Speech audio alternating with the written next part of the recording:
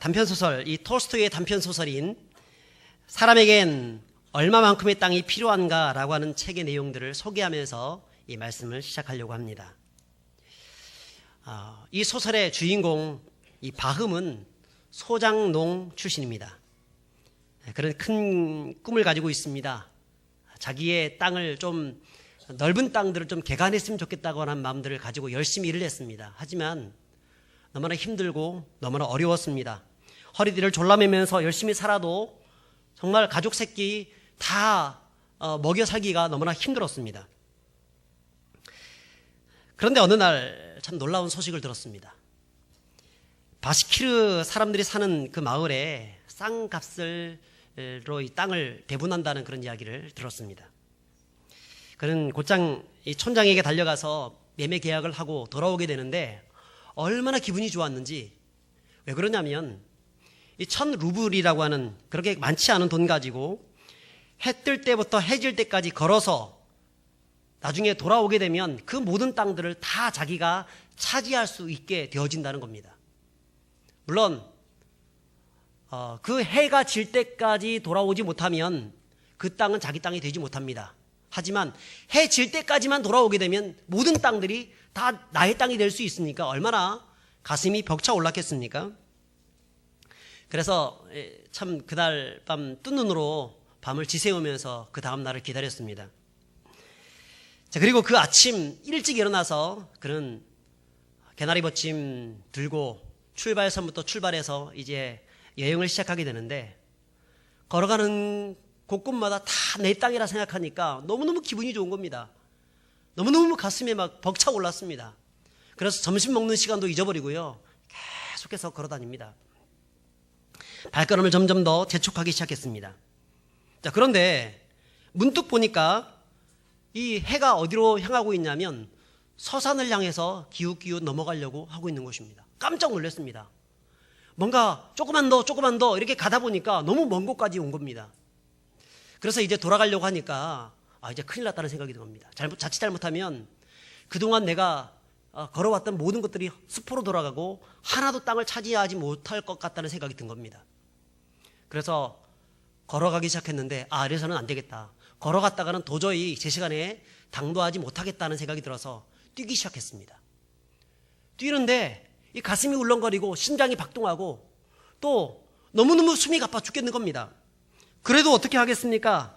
어떻게 하든지 제 시간에 도착해야 되는데 그래서 열심히 뛰었습니다. 드디어 해가 이제 거의 지어갈 그 무렵에 저 멀리 보니까 출발선이 보이기 시작했습니다. 저까지만 가면 이제 모든 것이 끝난다. 이 땅은 다 내 땅이 된다. 그런 마음 가지고 달려갔습니다. 자기 가족들도 보였습니다. 동네 사람들도 보였습니다. 이 조금만 더 가면 된다. 근데 딱 보니까 그 해는 곧 넘어갈 것 같습니다. 그래서 안간힘 죽을 힘을 다해서 뛰어갔습니다. 그리고 출발선에 딱 넘어갈 즈음에 출발선에 딱 도착하고 쓰러졌습니다. 사람들이 환호했습니다. 사람들이 와, 당신은 성공했습니다. 축하합니다. 굉장히 좋아했습니다. 그리고 촌장이 가가지고 그 사람을 축하합니다라고 하면 이렇게 세웠는데 더 이상 일어서지 않는 겁니다. 보니까 피를 토해가지고 죽고만 겁니다. 이게 무슨 일입니까 이게? 너무너무 비통해가지고 사람들이 안타까워하면서 이 사람에게 이 사람의 시체를 땅에 묻어주었는데 2m짜리 아주 조그만한 땅, 작은 땅에다가 이 사람을 묻어주었다는 거예요. 여러분, 이 사람이 어떻게 된 거죠? 그 많은 땅을 차지하기 위해서 열심히 뛰어다녀봤는데 결국 죽은 자기가 차지한 땅은 어느 정도요? 2m짜리 조그마한 땅밖에 차지하지 못했다는 것이죠. 여러분, 톨스토이가 이 소설을 통해서 우리에게 이야기하는 것이 무엇입니까? 인간의 탐욕이 얼마나 무서운 결과를 초래하는지에 대해서 말씀해주고 있다는 것입니다.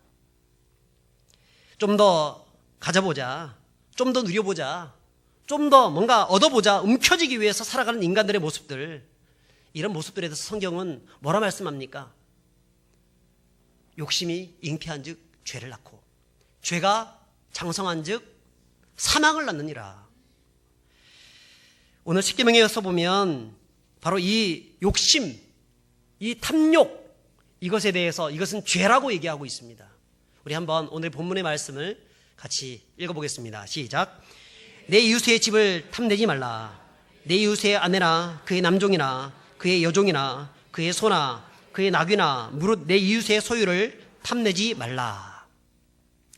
여기서 이 탐내지 말라라고 하는 단어는 히브리어로 하마드라고 합니다. 이 하마드는 몹시 바라고 열망하다라는 뜻을 가지고 있습니다. 내 이웃의 아내를 탐하지 말라. 여러분, 이것은 마치 꼭 제7계명인 간음하지 말라라고 하는 말씀과 중첩되는 것 같습니다. 그리고 내 이웃의 소유를 탐내지 말라, 이것은 제8계명인 도둑질하지 말라라고 하는 말씀과 같은 말씀인 것 같습니다. 자, 그런데 7계명이나 8계명이나 9계명이나 이런 것들은 전부 다 인간의 행위에 대한 그런 부분들을 말을 하고, 오늘 10계명은요 사람의 마음에 대한 부분들을 말씀하고 있습니다. 근데 하마드 동사의 구약적인 용례를 좀 살펴보게 되면 이것은 단순히 어떤 마음의 상태만을 의미하는 것이 아님을 또한 알 수 있습니다. 창세기 3장 6절에 보면 처음 아담과 하와 선악과를 따먹는 사건이 나오죠. 자, 그때 하나님이 절대로 먹지 말라고 한 그 선악을 알게 하는 나무의 열매를 딱 보았을 때 하와가 어떤 마음이 들었습니까? 보암직도 하고 먹음직도 하고 지혜롭게 할 만한 탐스러운 나무의 열매인지라. 이때 이 탐스럽다라고 하는 이 단어가 하마드입니다. 여호수아 7장에도 보시면 아간의 사건이 나옵니다. 절대로 그 여리고성을 정벌했을 때 거기에 있는 어떤 것도 취하지 말라라고 얘기합니다. 그런데 어떻게 합니까? 시날산 외투를 보고 또한 은덩어리와 금덩어리를 보고 탐하여 그가 가지게 됩니다. 이때 이 탐하다란 단어가 하마드라고 하는 동사입니다. 앞서 7계명과 8계명, 이 계명은 어떤 행위를 금지한 그런 명령이라고 한다면 10계명은 무엇이냐면 그 행위를 촉발하는 마음의 차원의 문제들, 그 욕망을 금지하라고 하는 그런 말씀이라는 것입니다. 여러분, 사람들이 왜 탐욕을 품을까요? 그것은 무엇인가에 대해서 만족하지 못하기 때문에 탐욕을 품는 것입니다. 그런데 그것이 문제는 무엇이냐면 그 탐욕이 자기 자신의 문제로만 끝나는 것이 아니라 다른 이웃들을 괴롭히고 또 사회적으로 큰 혼란을 야기시킬 수 있기 때문에 문제라는 것입니다. 여러분, 세상에서 음식이 존재하는 이유는 무엇입니까? 우리가 먹고 건강하고 또 열심히 일을 할 수 있도록 힘을 실어주고 또 때로는 그 음식으로 말미암아서 약간의 즐거움을 얻기 위해서 음식이 있는 것입니다. 우리의 옷은 어떻습니까? 어떤 적들로부터 우리를 보호하고 또 그 옷을 통하여서 추위와 더위를 잘 이길 수 있도록 도와주는 것이 옷이죠. 이것은 우리의 어떤 집도 마찬가지일 것입니다. 우리를 안전케 만들어주는 역할을 합니다.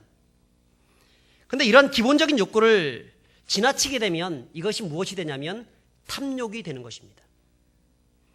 여러분, 그 욕구와 욕망의 차이가 무엇인 줄 아십니까? 욕구와 욕망의 차이.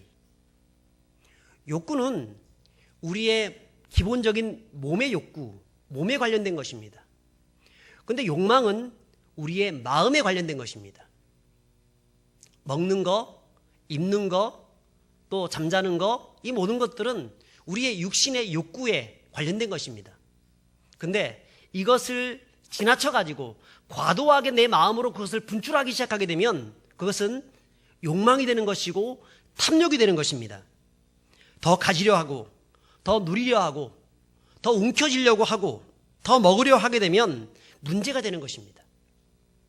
좀 더 자극적인 음식을 먹기 위해서, 좀 더 그런 것 가지고 자기의 배를 채우기 위해서, 끊임없이 남들에게 관심받고 돋보이기 위해서 집에 옷장에 그렇게 옷들이 많음에도 불구하고 또 백화점 가서 또 옷을 또 사는 그 모습들, 다 탐욕이죠.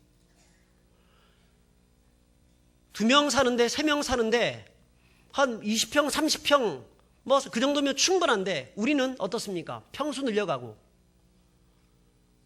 화장실 2개가 아니라 이제는 뭐 3칸짜리 화장실 있는 그런 집에 살기를 원하고 50평, 60평, 70평짜리 아파트를 사는 것을 자랑하고 큰 자동차, 초대형 자동차 그런 것들을 굴려가면서 다른 사람들에게 뭔가 자기의 모습들을 드러내기를, 과시하기를 좋아하는 것 모두 다 탐욕이죠. 그래서 총신대 김지찬 교수는 우리가 살고 있는 세상을 탐욕이 탐욕을 낳는 세상, 그야말로 탐욕공화국이다라고 얘기를 했습니다. 그런 탐욕공화국은 7명의 딸을 낳는다고 합니다. 7명의 딸. 6세기에 그리고리우스라고 하는 사람이 탐욕은 7명의 딸 낳는다고 했는데 배신, 시기, 거짓, 위증, 불안, 냉담, 그리고 폭력을 낳는다고 했습니다. 물욕에 사로잡혀서 회사나 국가의 기밀을 팔아먹는 사람이 있습니다. 돈 때문에 사랑과 우정을 배신하는 사람이 있습니다. 돈 때문에 법정에서 거짓말을 합니다. 그런 탐욕 때문에 부하 직원들에게 공갈협박하고 부하들의 세운 그 공을 자기가 갈취하고 직원들의 희생을 요구하는 그야말로 폭력을 행하는 사회적 폭력들이 야기되기도 한다는 것입니다. 전에 제가 섬기던 교회에 담임 목사님은 부교육자들한테 늘 어떤 말들을 많이 했냐면 삼성맨이 되어라 이렇게 얘기를 했어요. 삼성맨이 되어라.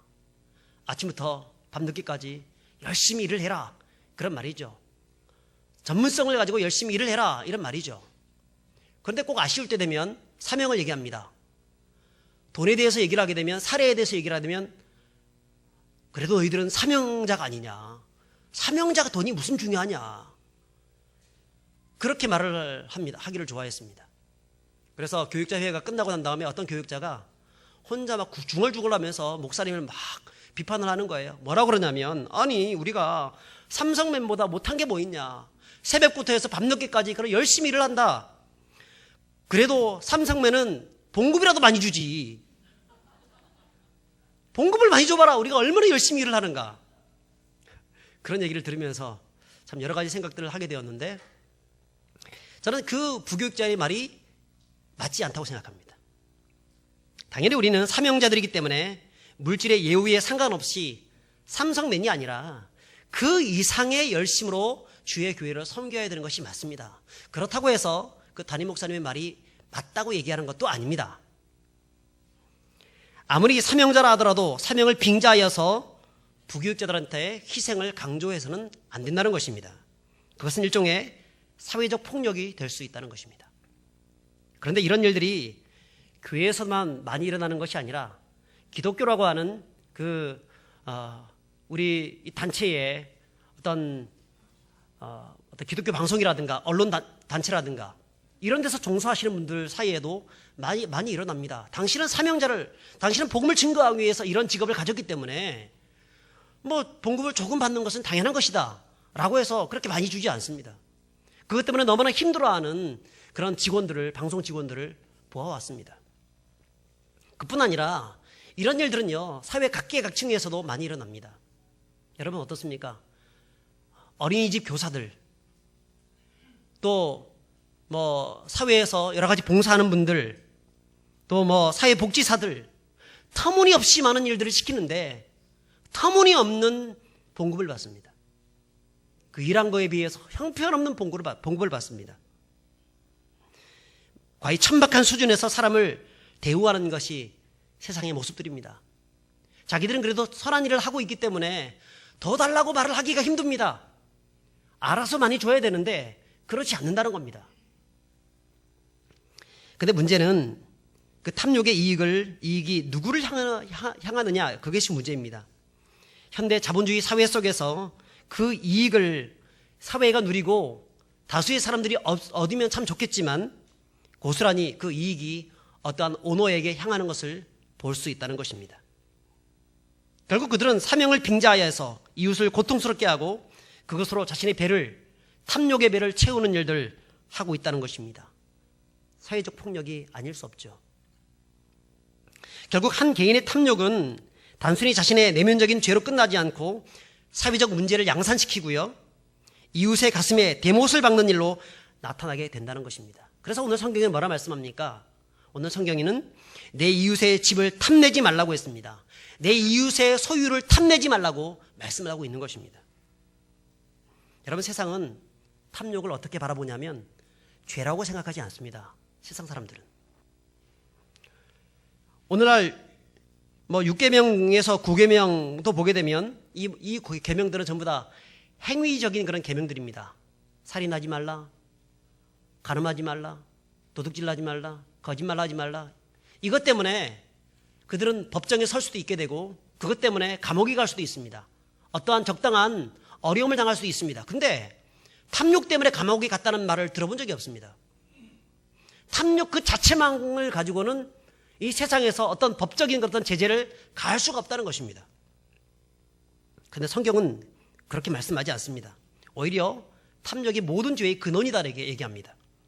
심지어는 하나님이 가장 미워하시는 탐욕은 우상숭배다라고 말씀하기도 합니다. 우리 같이 읽어보겠습니다. 그러므로 땅에 있는 지체를 죽이라. 곧 음란과 부정과 사욕과 악한 정욕과 탐심이니 탐심은 우상숭배니라. 이 탐욕이 우상숭배라고 규정하고 있다는 것입니다. 성경에는. 그러므로 여러분, 성도는 어떻게 살아야 됩니까? 탐욕의 죄를 짓지 말아야 합니다. 탐욕과 멀어져야 합니다.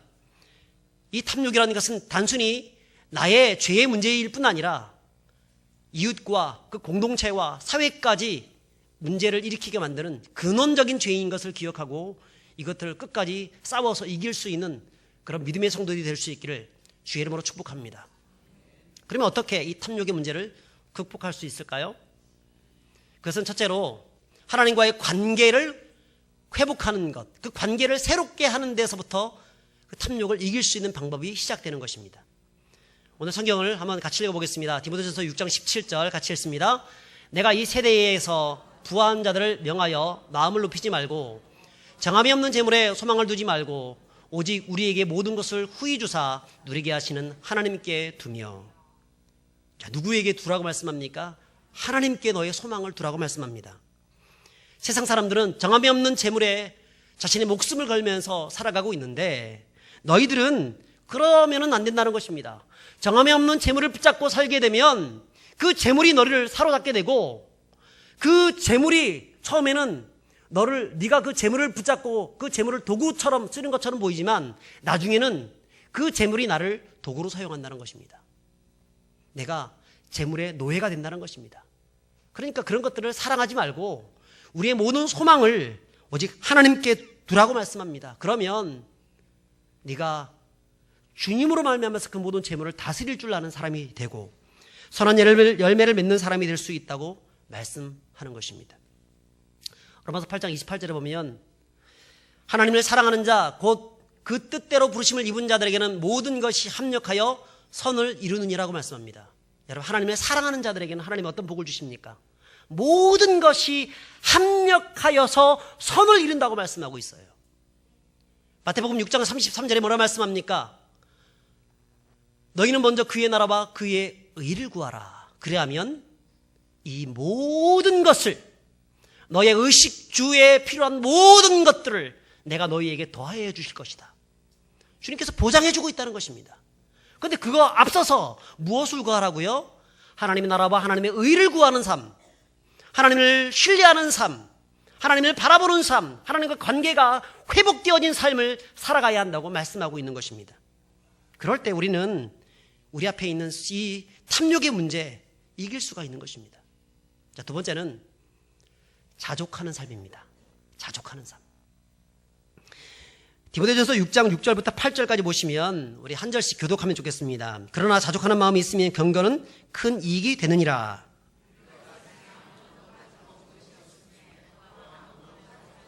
같이 읽습니다.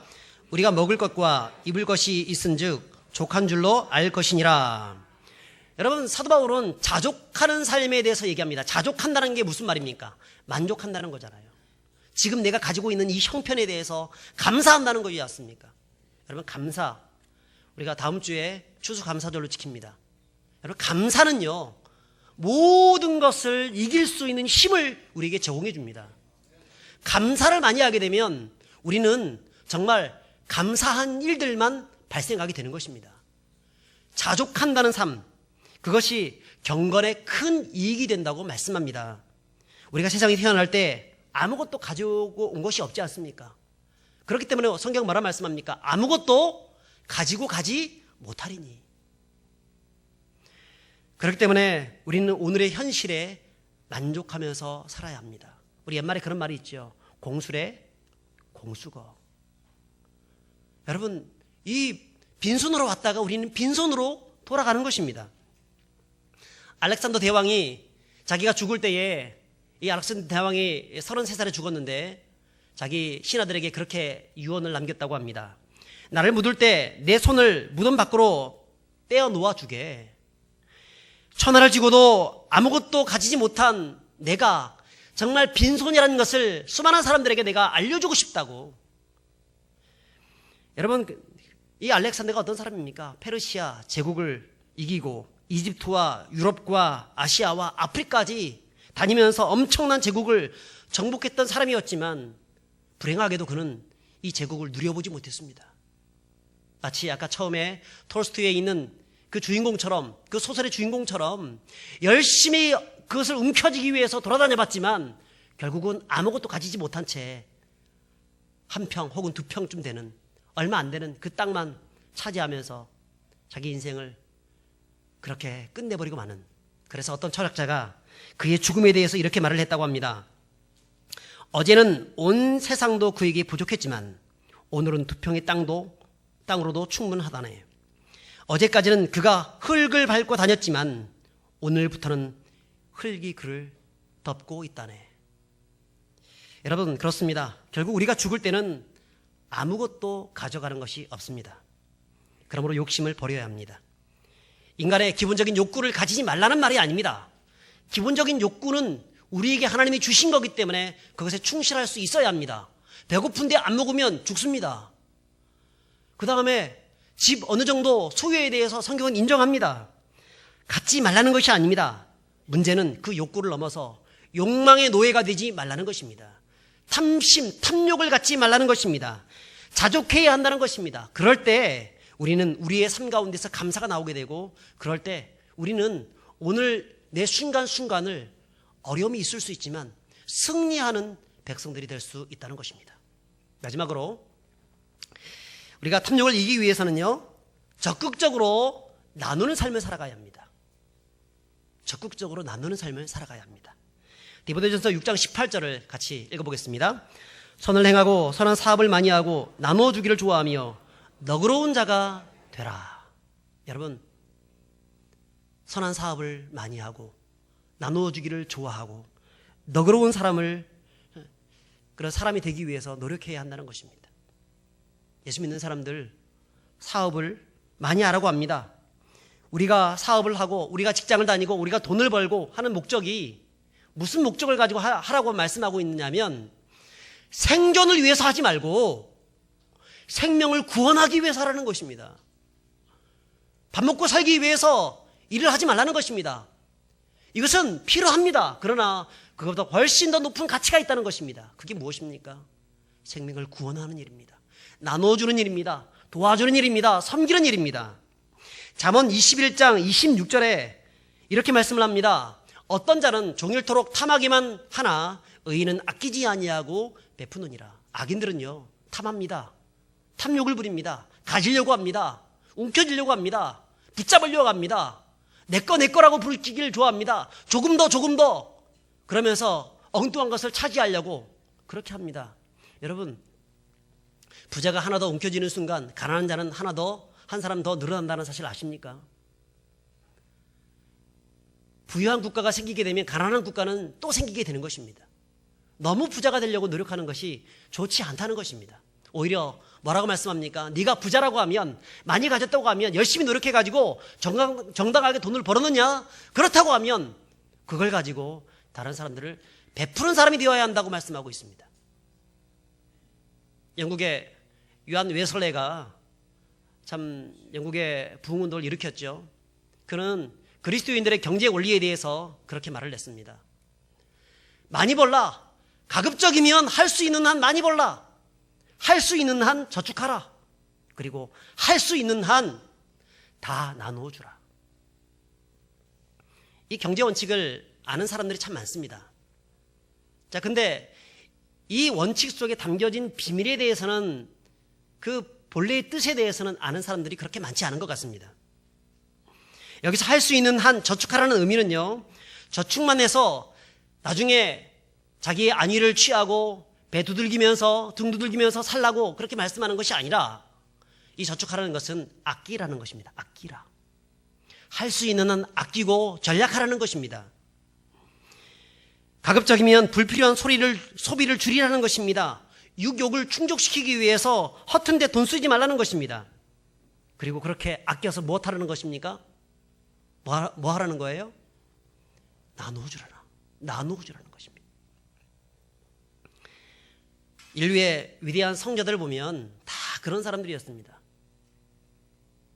여러분, 알버트 슈와이처 박사를 아십니다. 이 사람은 박사학위 4개를 가지고 있었습니다. 그런 신학 박사였습니다. 또 이 사람은 얼마나 유명한 이 음악가였는지 모릅니다. 바흐의 정통 음악가였습니다. 그리고 철학자였습니다. 그런 알버트 슈바이처, 그가 자기가 가지고 있는 이 모든 특권들을 누리는데, 그렇게 누리다 보니까 이 가책이 드는 것입니다.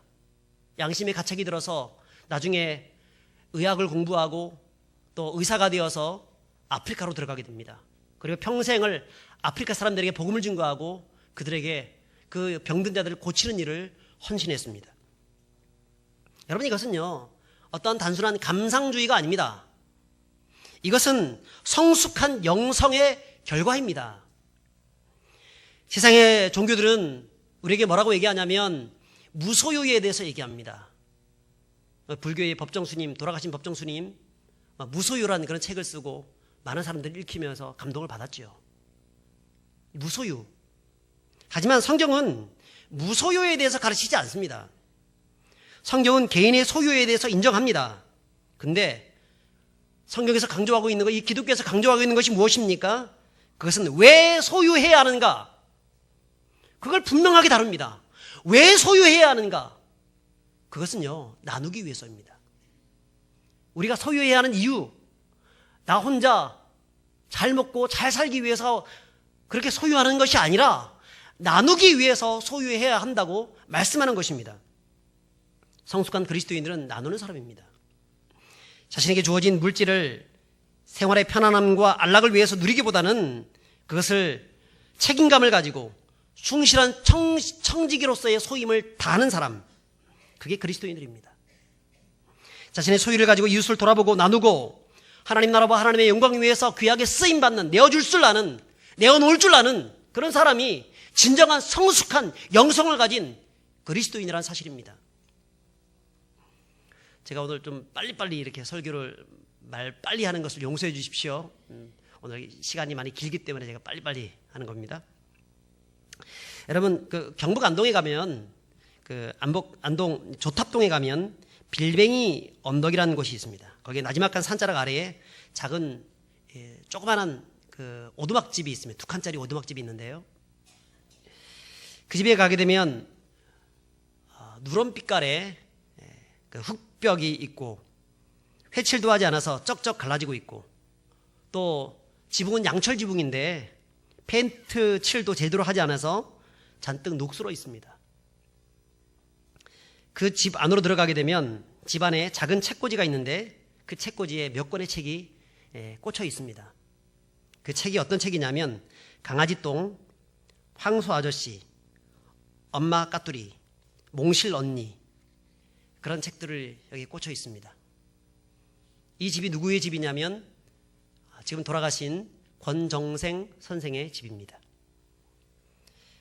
권정생 선생은 엄청난 인기를 얻었습니다.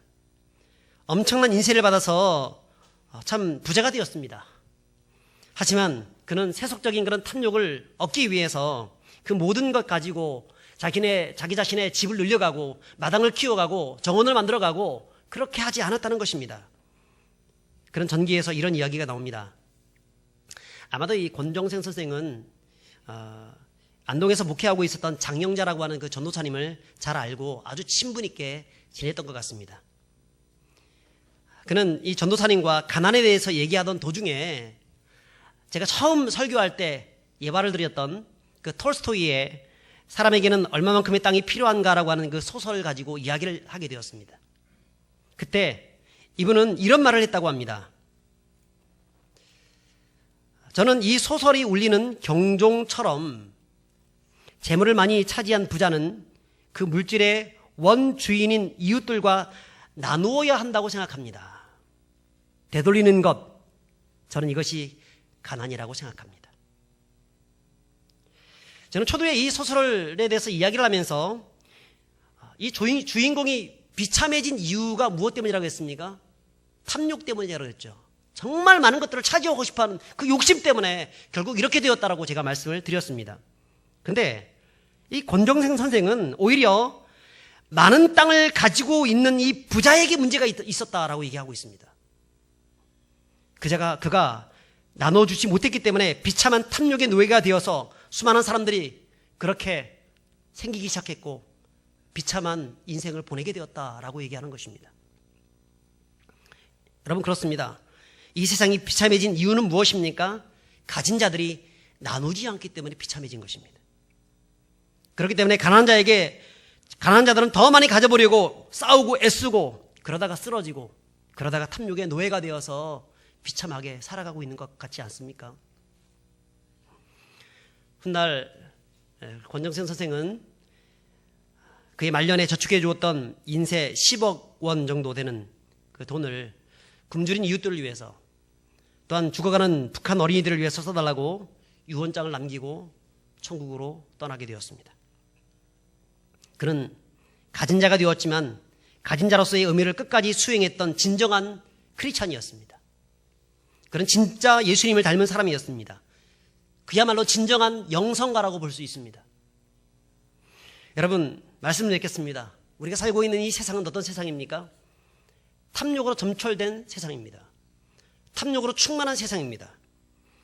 이런 세상 속에서 우리가 살아가는 그리스도인들이 어떻게 이 탐욕을 극복하면서 하나님의 말씀답게 그 말씀을 입각하여서 살아갈 수 있습니까?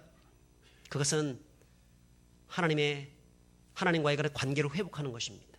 하나님을 신뢰하는 것입니다. 하나님을 의지하는 것입니다. 나를 의지하는 자가 아니라 하나님을 의지하여서 하나님이 언젠가 모든 필요한 것들을 우리에게 채워주실 것이라는 사실을 믿고 기도하면서 살아가는 사람들입니다. 그리고 자족하는 것입니다. 현실에게 주어진 것들을 만족하면서 기뻐하면서 감사할 줄 아는 그런 사람들입니다. 그리고 가지고 있는 것들, 주어진 것들, 비록 많은 것들을 우리가 모으지 못했지만 그것을 이웃들에게 나눠주고 섬겨주고 세워주는 사람들, 하나님 나라와 하나님의 영광을 위해서 기꺼이 내어드릴 줄 아는 그런 사람들, 여러분, 그런 사람들이 진짜 영성 있는 그리스도인들이고, 그런 사람들이 이 마지막 시대 가운데 하나님 앞에서 거룩한 삶, 신실한 삶, 하나님께 칭찬 듣는 삶을 살아가는 그런 사람들이 되는 것입니다. 오늘 십계명을 마무리하면서 이렇게 도전합니다. 우리 안에 있는 모든 탐욕들을 제거하십시오. 그리고 주님을 따라가는 주님의 제자들이 되십시오. 자족하시고 또한 그 자족한 것 가지고 하나님을 섬기고 이웃을 섬기고, 그래서 하나님 나라를 이 땅 가운데 세워가시는 믿음의 백성들 될 수 있기를 주의 이름으로 축복합니다.